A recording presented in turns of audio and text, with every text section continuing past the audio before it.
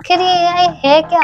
Artificial intelligence यानी कि computer के पास एक ऐसी एबिलिटी होना जिससे वो टास्क परफॉर्म कर सके जो सिर्फ एक ह्यूमन इंटेलिजेंस से ही पॉसिबल है, जैसे कि लर्निंग, प्रॉब्लम सॉल्विंग और डिसीजन मेकिंग। बेसिकली एक मशीन जो आपके कॉग्निटिव फंक्शंस को मिमिक करती है। चलो एक पैटर्न गेम से समझते हैं। आप बचपन से ही अपनी मम्मी का चेहरा देख रहे हो, राइट? क्योंकि आपने इतनी बार अपनी मम्मी का चेहरा देखा तो आपको वो पैटर्न समझ आ गया कि ये आपकी लाइफ में बहुत इंपॉर्टेंट पर्सन है। अब एआई एग्जैक्टली यही करता है। एक सेकंड में वो 1000 चेहरे देख सकता है और समझ सकता है। चलो इससे पहले कि हमें एआई से और डर लगे, एआई को सिंप्लीफाई करते हैं इन 3 टाइप से। पहला, नैरो एआई, जिसे कहते हैं एएनआई।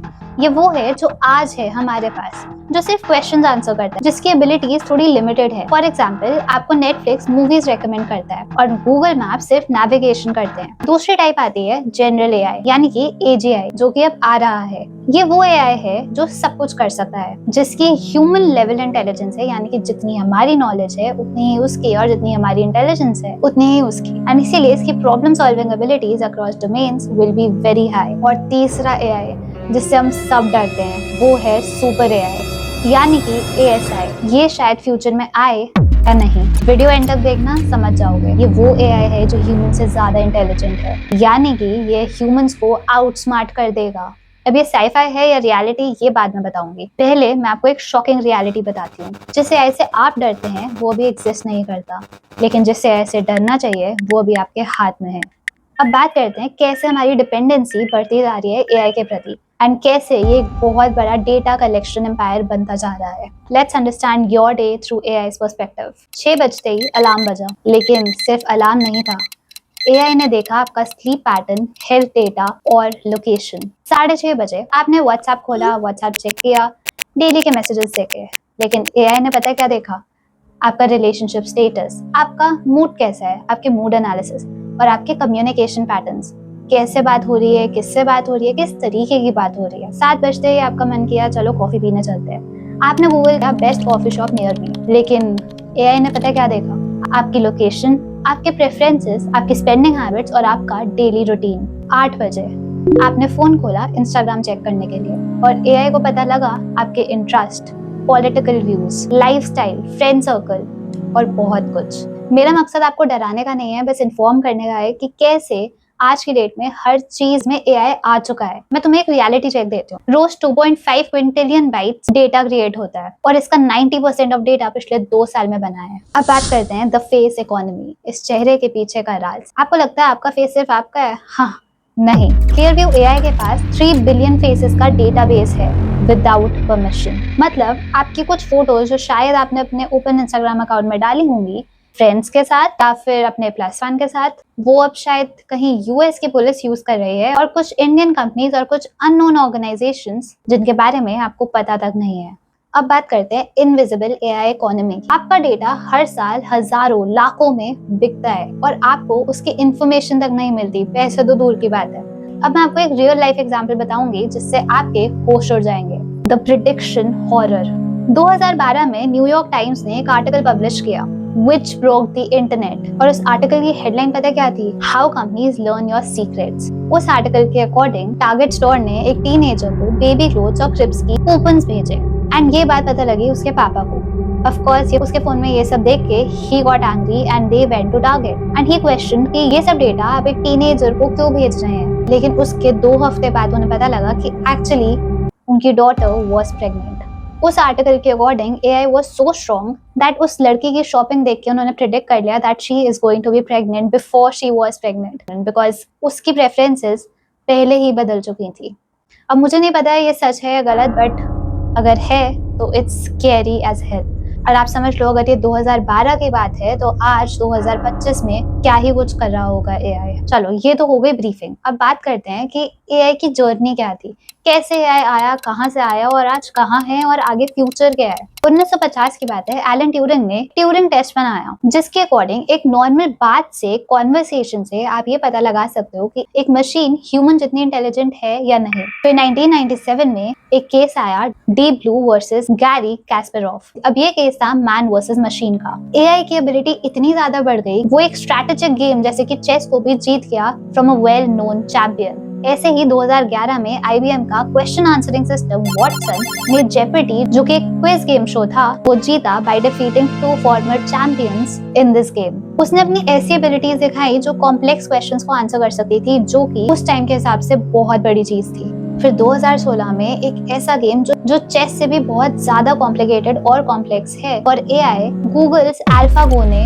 उस गो गेम में द देन वर्ल्ड चैंपियन यानी कि ली सेडोल को हरा दिया, which was another big leap of AI। 2018 में OpenAI ने GPT-1 लॉन्च करा 117 पैरामीटर्स के साथ, जो कि बनी एक फाउंडेशन फॉर फ्यूचर GPTs। और आप सबका फेवरेट 2022 में आया ChatGPT, जिसने इंटरनेट को ब्रेक कर दिया। ये OpenAI का ऐसा कॉन्वर्सेशनल चैटबॉट है जिसकी इतनी इम्प्रेसिव कैपेबिलिटीज हैं कि ह्यूमन लाइक टेक्स्ट को जनरेट कर सकता है बहुत से स्टाइल्स और बहुत से टॉपिक्स पे। और 2023 में इससे भी बड़ा कुछ आया, जो कि था GPT-4, जिसमें आए 1.7 ट्रिलियन पैरामीटर्स। इसमें आया एनहांस्ड लैंग्वेज अंडरस्टैंडिंग। इससे आप टेक्स्ट और इमेज दोनों बनवा सकते हो, और इसकी इतनी इम्प्रूव परफॉर्मेंस है कि ये प्रोफेशनल और एकेडमिक बेंचमार्क्स को भी आउट परफॉर्म कर जाए। देखो, सीधी सी बात है, जो 70 सालों में नहीं हुआ ना, वो पिछले 2 साल में 100 गुना इम्प्रूव हो गया। अब बात करते हैं आज की और आगे आने वाले टाइम की। आज जो आप और मैं हम सब यूज करते हैं वो है जेन एआई, जो कंटेंट क्रिएट करता है, जैसे कि text, image, videos, code, music. For example chat GPT, Midjourney, Copilot और ऐसे बहुत से एआईज हैं। दूसरा है एजेंटिक एआई, जो कि एक्शंस ले सकता है, आपके ईमेल्स भेज सकता है, आपकी मीटिंग सेट कर सकता है, ऑनलाइन परचेजेस भी कर सकता है और आपके लिए डिसीजंस भी ले सकता है, विच इज लोकी डेंजरस। लेकिन अब बात करते हैं फ्यूचरिस्टिक एआई की। एआई के प्रेडिक्शंस क्या हैं? एआई असिस्टेंट्स आएंगे जो कि बहुत सारे टास्क एक साथ हैंडल कर सकते हैं। वॉइस से कंप्लीट कंट्रोल होगा, जैसे कि आपने बोला book me a flight to Delhi, answer tomorrow's meetings and order dinner for me. अब इन तीनों चीजों में आपको कुछ नहीं करना, ये सब करके देगा एआई। उसके बाद आने वाले कुछ सालों में हम एआई ट्यूटर्स भी देख सकते हैं, जो आपको एक पर्सनलाइज्ड एजुकेशन देंगे, जो कि अभी बायजूस कर रहा है। एआई डॉक्टर्स भी आएंगे जो 24/7 हेल्थ मॉनिटरिंग करेंगे, और 2030 तक तो लॉयर्स भी आ जाएंगे जो बेसिक लीगल एडवाइस दे सकते हैं आपको। 2023 में एआई में $25 बिलियन इन्वेस्टमेंट हुआ ग्लोबली, और इंडिया में 10,000 करोड़ गवर्नमेंट इन्वेस्टमेंट अनाउंस किया गया। तो ये सब बहुत रियल है, चाहे आप रेडी हो या नहीं। लेकिन इसकी कुछ गुड साइड्स भी। सबसे बड़ा चेंज पता है क्या आया, जो हम सबके लिए बहुत जरूरी था? Health care revolution. अपोलो ने गूगल के साथ कोलैब करा और पार्टनर करा to use AI for early detection of so many diseases कि आज एआई से कैंसर भी डिटेक्ट हो सकता है with 90% of accuracy. Drug discovery जो 10 साल लेता था वो अब 2 साल में ही हो जाएगा।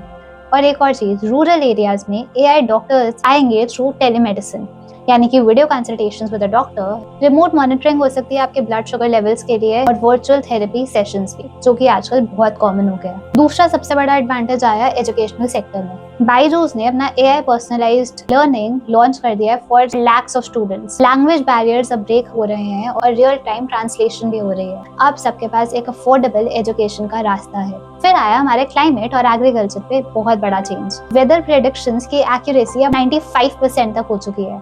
क्रॉप यील्ड ऑप्टिमाइजेशन हो रही है थ्रू एआई, और वाटर कंजर्वेशन के भी स्मार्ट सिस्टम्स डेवलप हो रहे हैं। अब बात करते हैं एआई की डार्क साइड की, the job reality displacement. McKinsey की एक रिपोर्ट के अकॉर्डिंग 2030 तक 40 करोड़ जॉब्स रिप्लेस हो जाएंगी globally due to automation. India में सबसे ज्यादा रिस्क है इन जॉब्स को। पहला, कॉल सेंटर जॉब्स पे 80% का ऑटोमेशन रिस्क है। डेटा एंट्री जॉब्स कंप्लीटली नहीं तो 90% ऑटोमेटेड रिस्क बन चुकी हैं। बेसिक अकाउंटिंग भी एआई आराम से कर लेगा, जिसका 85% ऑटोमेशन रिस्क है।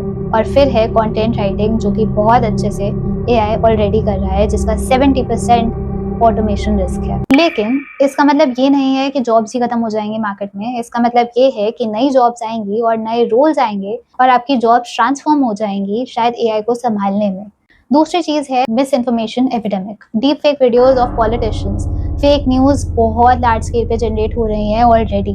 AI generated propaganda widely spread, और सोशल मीडिया मैनिपुलेशन, जो अगेन आपके साथ हो रही है। फिर आता है प्राइवेसी इरोजन। आपका फेशियल रिकग्निशन हो रहा है बिना आपसे कंसेंट लिए। वॉइस क्लोनिंग टेक्नोलॉजी का बहुत ज्यादा मिसयूज होने वाला है। Personal data selling without your permission and behavioural manipulation through algorithms. जो आप कॉन्स्टेंटली रील स्क्रॉल करते रहते हो, वो आपकी सबसे बड़ी माइंड नमिंग एक्टिविटी बन चुकी है। बात सिंपल सी है, क्या एआई ह्यूमंस को रिप्लेस कर देगा? देखो रिप्लेस तो हम सब होंगे क्योंकि कलयुग है, लेकिन रूटीन डेटा एंट्री या बेसिक कस्टमर सर्विसेज या फिर सिंपल कंटेंट राइटिंग और रेपिटेटिव मैन्युफैक्चरिंग बहुत जल्दी रिप्लेस हो जाएंगी।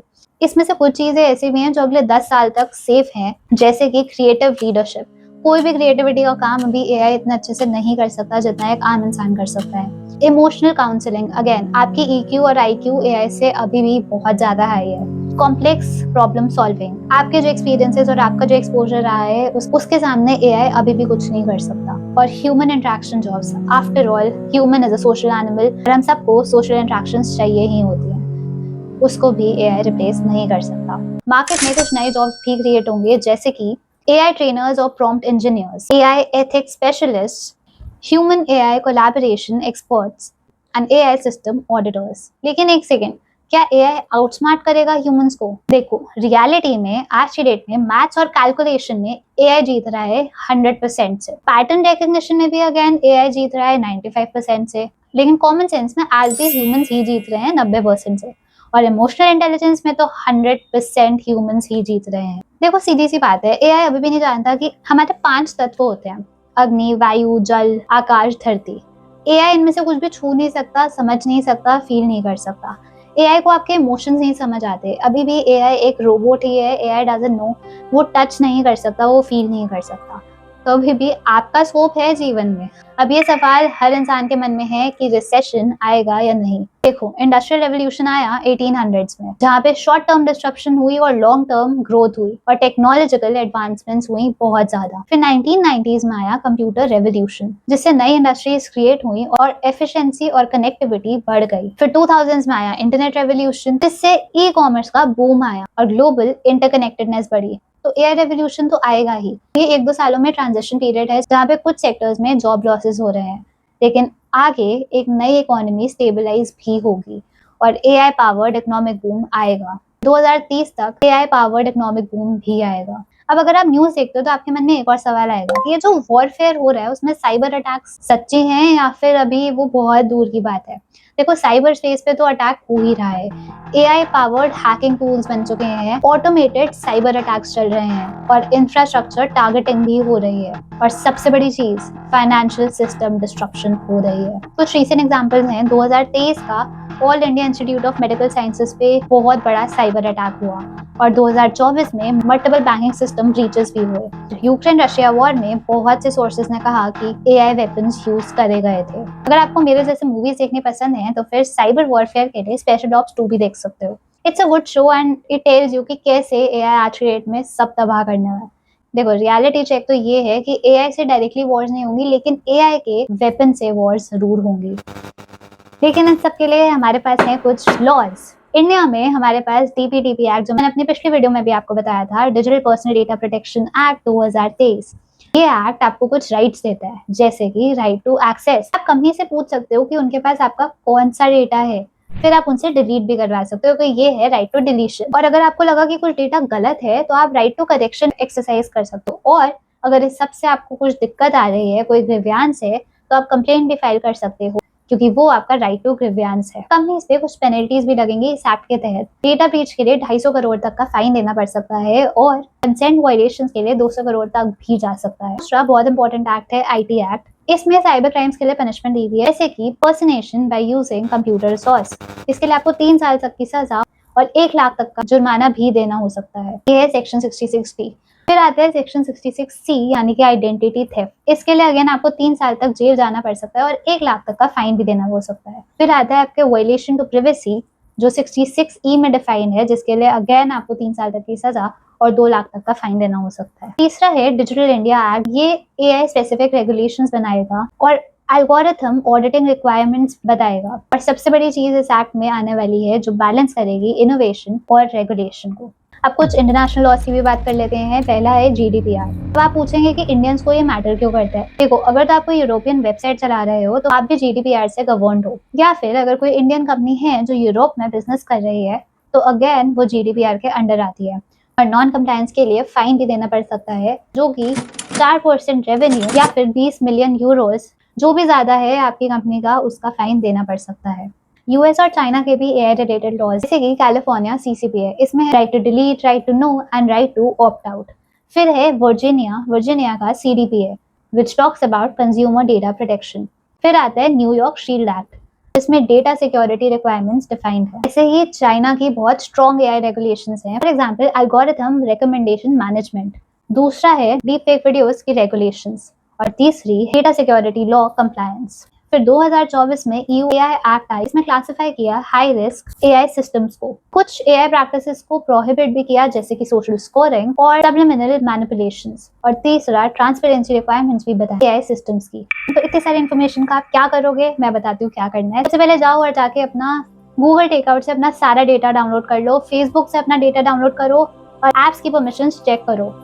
सबसे बड़ी चीज, अपने पासवर्ड्स को स्ट्रॉन्ग बनाओ, चाहे मन करे तो पेपर पे लिख लो लेकिन make it as strong as you can, ताकि वो एक जनरल डेटा लीक में कॉम्प्रोमाइज ना हो जाए। स्टेप 2, प्राइवेसी सेटिंग्स अपडेट करो। लोकेशन ट्रैकिंग को ऑफ कर दो अननेसेसरी एप्स की। एड पर्सनलाइजेशन को डिसेबल कर दो और अपनी वॉइस रिकॉर्डिंग हिस्ट्री डिलीट कर दो। तीसरा स्टेप है नो योर राइट्स। CDPA के तहत कंपनी से डेटा डिलीशन मांग सकते हो, साइबर क्राइम पुलिस स्टेशन में जाके कंप्लेन भी कर सकते हो और कंज्यूमर कोर्ट में डेटा मिसयूज के लिए केस भी कर सकते हो। देखो, आज जो मैंने बताया वो बस एक टिप ऑफ द आइसबर्ग है।